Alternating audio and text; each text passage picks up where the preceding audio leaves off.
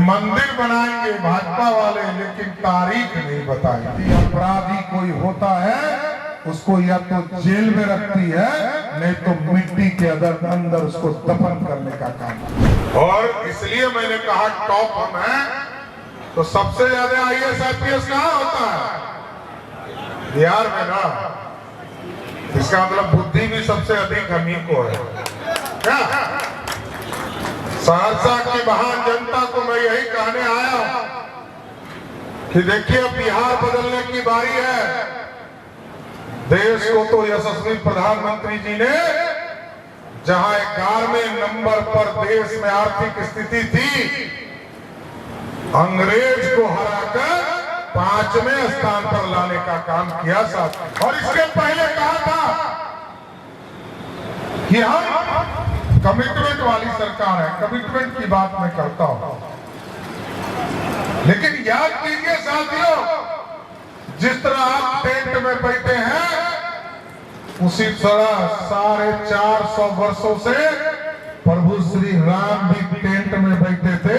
उनको भी भव्य राम मंदिर में किस सरकार ने ले जाने का काम किया? नरेंद्र मोदी की सरकार। चुनाव आता था, लोग विरोधी क्या करते थे कि मंदिर बनाएंगे भाजपा वाले, लेकिन तारीख नहीं बताएंगे। उनको तारीख बताइए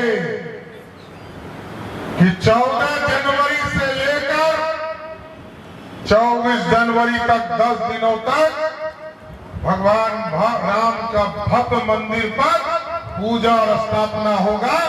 आप समाज विरोधी को लेकर साथ में चलिए और वहां भव्य राम मंदिर में पूजा करवाइए। साथ सबका विकास। हम सिर्फ एक जाति धर्म को नहीं देखते, लेकिन याद कीजिए साथ, नरेंद्र मोदी जी सबको साथ लेकर चलना चाहते हैं। इसलिए हमको भी कुछ बढ़ाना पड़ेगा।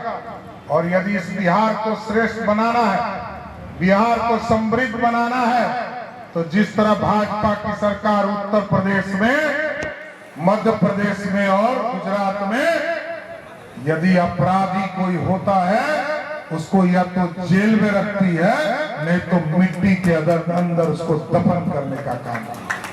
अपराधी रोड पर घूमेंगे तो कभी रोजगार नहीं। रोजगार यदि चाहिए और बिहारी को यदि बिहार में लौटा कर लाना, वो तभी संभव है साथी। जो हमारा अभिशाप है, एक तो हमारे यहाँ जो पूरी नदियों का, और अभी कुडंडी का चुनाव हुआ, गोपालगंज का चुनाव हुआ, मोकामा का चुनाव हुआ, हम लोगों ने, भाजपा के लोगों ने अकेले 2-2 सीटों पर एनडीए को, ये जो महागठबंधन के लोग हैं, उसको हराने का काम किया। बिहार में आपका एकदम सत्य कहना है कि मधेपुरा हो, सुपौल हो, कोसी हो, भाजपा जिन जिन सीटों पर लड़ेगी, सभी सीटें हम चुनाव जीतने वाले हैं। हमारे बल पर दूसरे लोग जीतते हैं। मैं जानता हूं, यहाँ का सांसद हो, बगल का सांसद हो, हमारे अलग भी चुनाव लड़कर देख ले, पता चल जाएगा। आज की स्थिति बदल चुकी है और अब पूरे बिहार को सोचना है।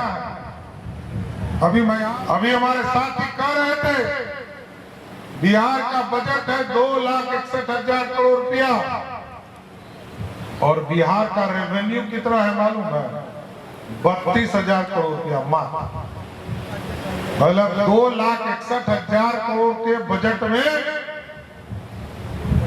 2,29,000 रुपया कौन देता है? मोदी जी देते हैं, मोदी जी। और नीतीश कुमार का सारा पुटानी इसी पर चलता है। बीच में वो जेट प्लेन खरीद रहे थे, हेलीकॉप्टर खरीद रहे थे। अरे भैया, पहले जनता का काम तो कर लीजिए, तब जेट प्लेन नहीं, जेट फाइटर प्लेन पे चलो, लेकिन जनता का काम करना पड़ेगा। और नीतीश कुमार जी मेमोरी लॉस के साथ साथ बिहार को बर्बाद करने में लगे हैं।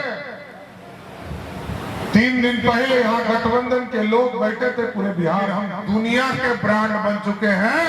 आज देश के यशस्वी प्रधानमंत्री जहां जाते हैं, वो साफ तौर पर कहते हैं ना हम सर झुका के बात करेंगे, ना सर उठा कर बात करेंगे।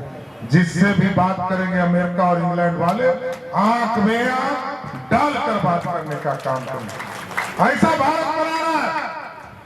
और साथियों, आज कैसा जनधन अकाउंट में, जहां पूरे देश में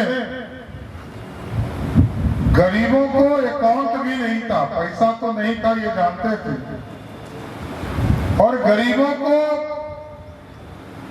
अकाउंट भी नहीं था,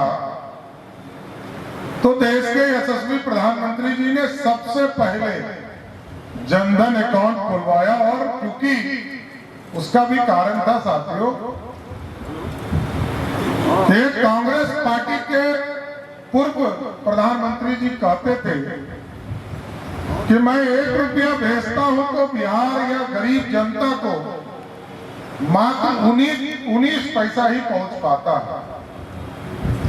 और जब देश में यशस्वी प्रधानमंत्री जी आए और नरेंद्र मोदी जी ने तय किया कि सबसे पहले जितना पैसा मैं दिल्ली से भेजता हूं उतना सीधा पैसा सहरसा पहुंचे, इस कल्पना के लिए जनधन अकाउंट खोला।